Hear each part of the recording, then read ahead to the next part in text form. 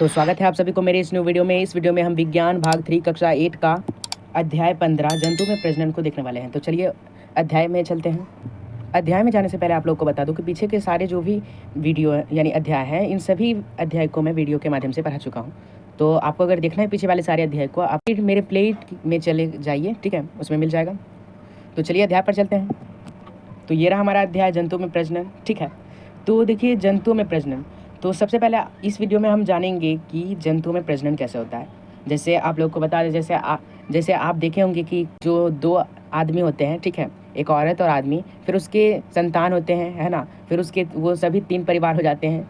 फिर कुछ दिनों के बाद या अगले साल या अगले 2 साल के बाद फिर एक संतान होता है, तब वो 4 परिवार हो जाते हैं। तो हम इस वीडियो के माध्यम से हम ये समझेंगे कि जो जंतुओं के जो छोटे बच्चे होते हैं वो कैसे होते हैं।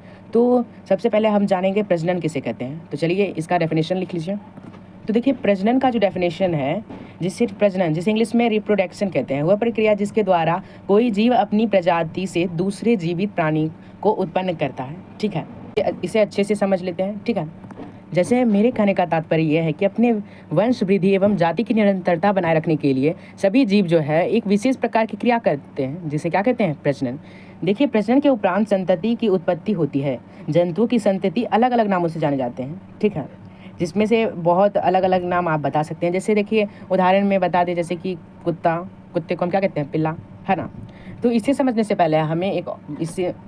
से पहले हम क्रियाकलाप 1 को देख लेते हैं।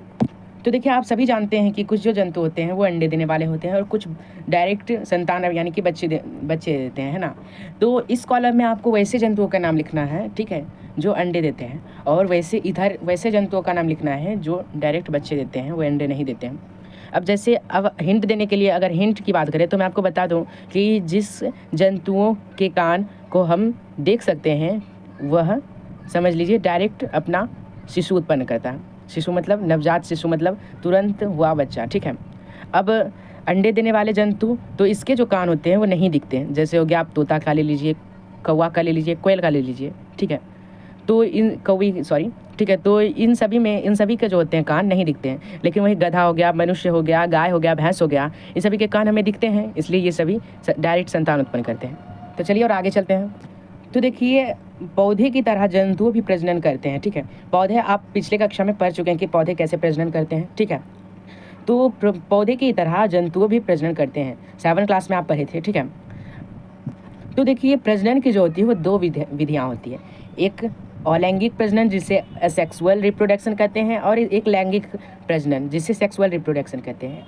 असेक्सुअल रिप्रोडक्शन और सेक्सुअल रिप्रोडक्शन में अंतर है, ठीक है। तो हमारा जो सबसे पहला पॉइंट स्टार्ट होता है लैंगिक प्रजनन, जिसे असेक्सुअल रिप्रोडक्शन कहते हैं। तो इसे समझ लेते हैं अच्छे से।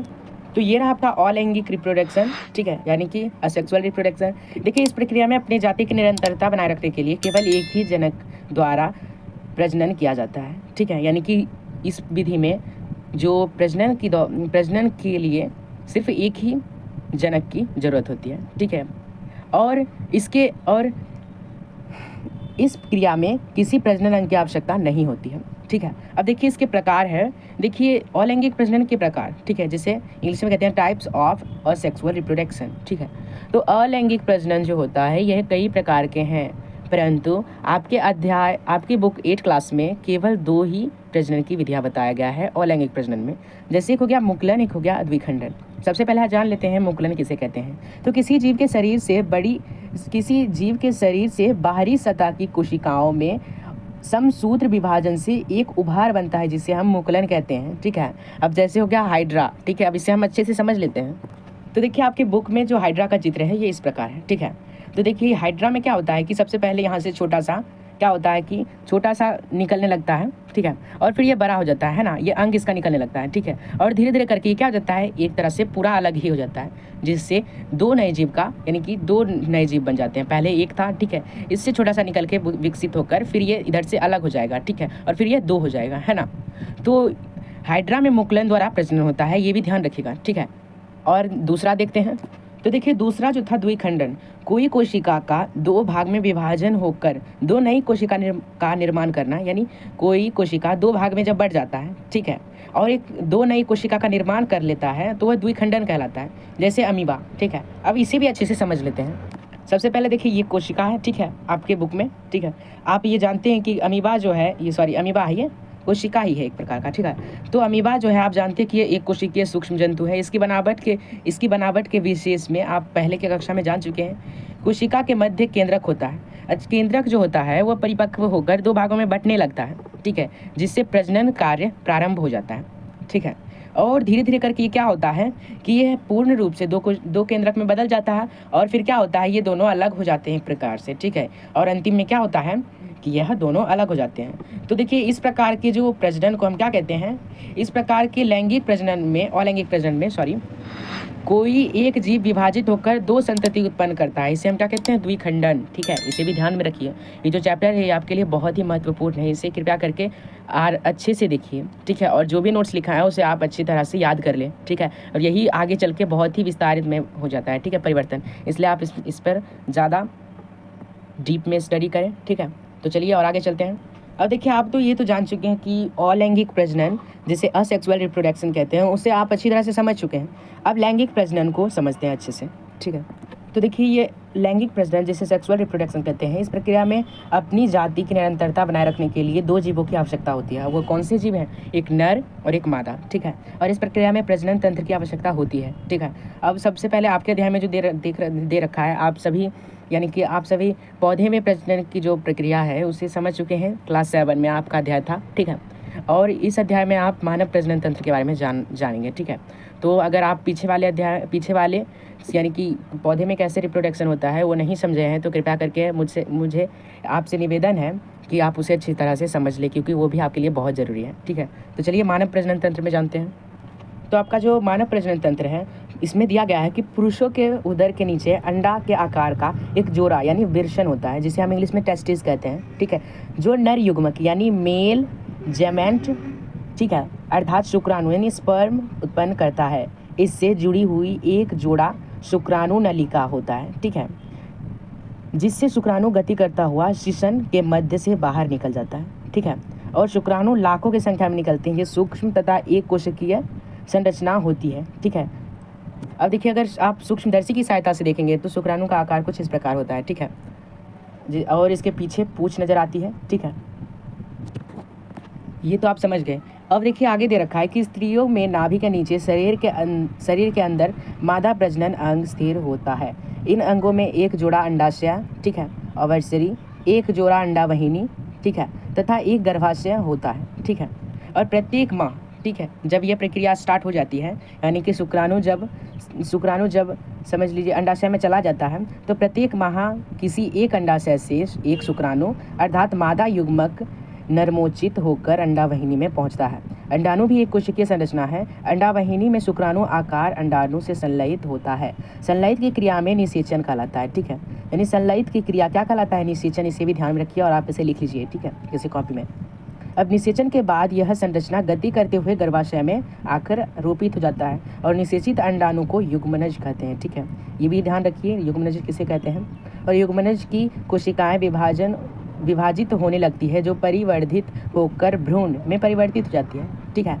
इस अवस्था में शिशु का सिर, पैर, नाक, आँख आदि बहुत कुछ जो होता है वो विकसित हो चुका होता है, ठीक है। और जब भ्रूण विकसित होते हुए शरीर के सभी अंगों का निर्माण कर लेता है तब यह अवस्था गर्भ कहलाता है, ठीक है। इसे भी ध्यान रखिए कि क्या लिखा है कि जब भ्रूण विकसित होते हुए शरीर के सभी अंगों का निर्माण कर लेती है तो यह अवस्था क्या कहलाती है, गर्भाशय, ठीक है। और गर्भ का विकास पूरा हो जाने पर माँ शिशु का जन्म देती है, ठीक है। यही था आपके पॉइंट पे। अब देखिए इसे हम चित्र के माध्यम से समझ लेते हैं। जो यानी कि निषेचन होता है, निषेचन के दौरान हमारे शरीर से शुक्राणु निकलता है, ठीक है। अब देखिए यहाँ से शुक्राणु होता हुआ, ठीक है, मादा शरीर के अंदर पहुँचता है, ठीक है, इसे भी समझ लीजिए, ठीक है। और जब मादा शरीर के अंदर जाता है तब यहाँ से होता हुआ यहाँ जमा हो जाता है, ठीक है। और प्रत्येक माह क्या होता है कि ये जो अंडाशय से शुक्राणु अर्थात मादा युग्मक जो होता है वो निर्मोचित होकर अंडावहिनी में पहुँचता है।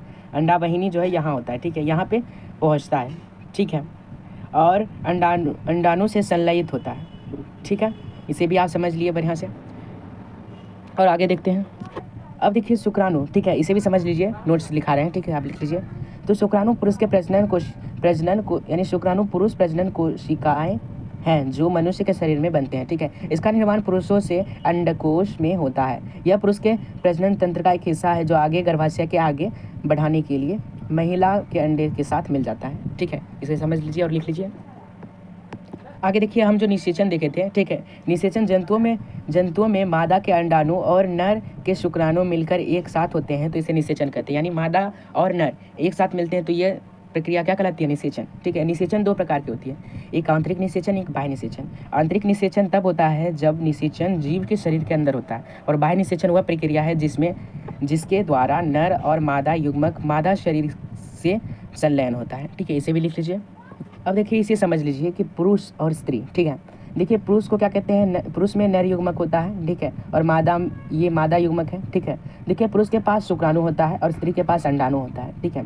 यानी पुरुष जो होता है वह शुक्राणु उत्पन्न करते हैं और स्त्री के पास अंडाणु होता है। जब शुक्राणु अंडाणु में जाता है तब ये युग्मनज होता है, ठीक है, जिसे हम निषेचन कहते हैं। अब निषेचन क्या होता है? कुछ समय के बाद ये भ्रूण में जाता है, भ्रूण के बाद ये गर्भ में जाता है। जब गर्भ हो जाता है, ठीक है, तब हमारे यानी कि हमें नवजात शिशु उत्पन्न यानी कि नवजात शिशु होता है, ठीक है। अब देखिए, नवजात शिशु का जन्म नर एवं मादा युग्मकों के संलयन के फलस्वरूप होता है, जिस कारण शिशुओं में माता पिता एवं दोनों के लक्षण पाए जाते हैं, ठीक है। यानी कि कहा जाए तो यानी कि अगर इन दोनों का प्रजनन होता है, मादा और पुरुष, ठीक है, ये दोनों का जब संलयन होता है तो जैसा माता पिता का लक्षण होगा वैसे ही बच्चों में पाया जाएगा, ठीक है। ये डीएनए के कारण होता है, ठीक है। और देखिए, अब अगला क्रियाकलाप 5 है, ठीक है। आप अपने भाई बहन के शरीर के उन अंगों को पहचानने का प्रयास करें जिनके माता अथवा पिता के अंगों की आकृतियाँ मिलती जुलती है। यानी कि आप अपने भाई के शरीर की उन अंगों का पहचान करें जो माता पिता से मिलती है, ठीक है, और इसे कॉपी में नोट भी करें, ठीक है। अब देखिए, और आगे लिखा हुआ है कि निषेचन की क्रिया जब मादा शरीर के अंदर होता है तब यह निषेचन आंतरिक निषेचन कहलाता है, जबकि निषेचन शरीर के बाहर होने से यह बाह्य निषेचन कहलाता है। इसे भी आप लिख लीजिए या लिख चुके हैं आप। अब देखिए, क्रियाकलाप 8 दे रखा है, उन जंतुओं की सूची बनाए जिनमें आंतरिक अथवा बाह्य निषेचन होता है। जलीय जंतु जैसे मेढक, मछली आदि में बाह्य निषेचन की क्रिया होती है। मादा मेढक जल में एक बार में सैकड़ों अंडे देती है और ये अंडे जेली जैसे परत में बंधे होते हैं, ठीक है। मादा जैसे अंडे देती है उसी समय नर मेढक शुक्राणुओं को जल में छिड़क देता है। शुक्राणु तैरते हुए अंडों से जा मिलता है। इस तरह अंडे निषेचित हो जाते हैं। जल में सभी अंडे निषेचित नहीं हो पाते क्योंकि सभी अंडों तक शुक्राणु नहीं पहुंच पाते हैं, ठीक है। अब देखिए, परखनली शिशु जिसे कृत्रिम निषेचन कहते हैं, ठीक है। अब देखिए, आगे इस स्टोरी के माध्यम से समझते हैं। जब राधा अपनी दादी और डॉक्टर साहब से बातचीत में सुन रही थी, डॉक्टर साहब कह रहे थे कि जिन स्त्री को शिशु उत्पन्न नहीं होता है उन्हें घबराने की जरूरत नहीं, क्योंकि अब कृत्रिम निषेचन संभव है, वह संतान उत्पन्न कर सकती है, ठीक है। दादी कह रही थी कि यह कैसे होगा? तो कुछ स्त्रियों में अंडा वाहिनी अवरुद्ध होती है जिस कारण शुक्राणु अंडाणु तक नहीं पहुँच पाता। फलस्वरूप क्या होता है कि अंडाणु निषेचित नहीं हो पाता। परिणाम स्वरूप इस प्रकार स्त्री या शिशु को जन्म नहीं दे पाती। इन स्त्रियों को समाज एवं परिवार में दृष्टि से हीन भाव से देखते हैं, ठीक है। अब देखिए, अंडा वाहिनी, ठीक है, आगे देखते हैं बढ़िया से। देखिए, अंडा वाहिनी के अवरुद्ध होने की स्थिति में डॉक्टर ताज़ा शुक्राणु एवं अंडाणु एकत्रित करके उचित माध्यम में कुछ समय के लिए एक साथ रखते हैं ताकि शरीर से बाहर कृत्रिम निषेचन हो सके। निषेचन हो जाने पर युग्मनज को लगभग 1 सप्ताह तक विकसित किया जाता है। इसके बाद माता के गर्भाशय में आरोपित कर दिया जाता है जहाँ पूर्ण विकास हो जाता है, ठीक है, पूर्ण विकास होता है तथा शुक्राणु का जन्म सामान्य शिशु की तरह होता है। इस तकनीक में जन्मे शिशु को परखनली शिशु कहते हैं, ठीक है। इसे भी लिख लीजिए, ठीक है। यह तो इसका मिथ्या है, ठीक है, क्योंकि वास्तव में शिशु का विकास परखनली में नहीं होता बल्कि संतान चाहने वाली माँ के गर्भाशय में ही होता है, ठीक है। अब जो आपके बुक में सबसे वेरी इंपॉर्टेंट टॉपिक है उसे समझना होगा, ठीक है। तो देखिए, अब एक चीज़ देख लीजिए कि जो लिंग निर्धारण होता है वो कैसे होता है। कहने का मतलब है कि लड़का और लड़की कैसे उत्पन्न होता है, ठीक है। तो इसे समझते हैं। यदि अब देखिए, आगे दे रखा है, ठीक है, कि दरअसल निषेचन शुक्राणु अर्थात युग्मनज में शिशु के लिंग निर्धारण का संदेशा होता है। मनुष्य के प्रत्येक कोशिका में क्या होता है? 23 जोड़ा शुक्राणु होता है, ठीक है। मनुष्य के प्रत्येक में क्या होता है? 23 जोड़ा होता है, ठीक है। 23 जोड़ा मिलके टोटल कितना हो जाता है 46 गुणसूत्र, ठीक है। इनमें जो होता है 22 जोड़ा, यानी 22 जोड़ा मादा और 22 जोड़ा पुरुष में, ठीक है, क्या होता है टोटल 44 हो जाता है, ठीक है, ये समझ गए। 44 यानी कि पुरुष तथा स्त्रियों में समान प्रकृति के होते हैं और संतति का रंग, लंबाई एवं शारीरिक बनावट के लिए उत्तरदायी होते हैं, ठीक है, ये तो समझ गए। ये तो नॉर्मल होता है 22-22 44 जो नॉर्मली होता है, लेकिन जो 23वां जोड़ा होता है यानी एक और जो जोड़ा होता है, अर्थात 2 शुक्राणु इसमें विभिन्न प्रकार के होते हैं। ये गुणसूत्र XY होता है या XX होता है, ठीक है। अगर XY हो तो स्त्री, ठीक है, अगर XX हो तो ये क्या होगा, यह XX के रूप में पहचाने जाते हैं और यही गुणसूत्र लिंग निर्धारण का कारण बनता है। शुक्राणुओं में X तथा Y 2 प्रकार की लिंग गुणसूत्र होते हैं, ठीक है, और जबकि अंडाणुओं में केवल X प्रकार के ही गुणसूत्र पाए जाते हैं। यानी कि कहने का मतलब है कि जो पुरुष के शुक्राणु होता है उसके अंदर दो होता है, 2 प्रकार का शुक्राणु वो होता है गुणसूत्र, एक होता है X और एक होता है Y। लेकिन मादा शरीर में 22 जोड़ा तो नॉर्मल होता है, ठीक है, और एक जोड़ा X होता है, ठीक है। यदि Y गुणसूत्र वाले शुक्राणु यानी कि जो पुरुष का गुणसूत्र है उसके अंदर Y गुणसूत्र है, ठीक है, जब मिलेगा तो क्या होगा, तब हमारे पास क्या होगा, लड़का, ठीक है। अगर X रहे तो वो लड़की होगी। इसे बढ़िया से समझ लेंगे। अब देखिए जो पुरुष और स्त्री है, ठीक है, तो पुरुष के पास कितना जोड़ा गुणसूत्र होता है, 23 जोड़ा गुणसूत्र, ठीक है, ये तो समझ गए। और स्त्री के भी पास 23 जोड़ा गुणसूत्र होता है, ठीक है, इतना समझ गए। लेकिन इसमें जो 22वां जोड़ा जो होता है यानी कि इसी में 22 + 1 होगा तब समझ लीजिए 23 होगा, है ना। तो इसके पास 2 गुणसूत्र होता है पुरुष के पास, या तो X होता है गुणसूत्र या Y होता है, ठीक है। लेकिन स्त्री के पास 22 जोड़ा प्लस सिर्फ केवल X का गुणसूत्र होता है, ठीक है, ये सब समझ गए।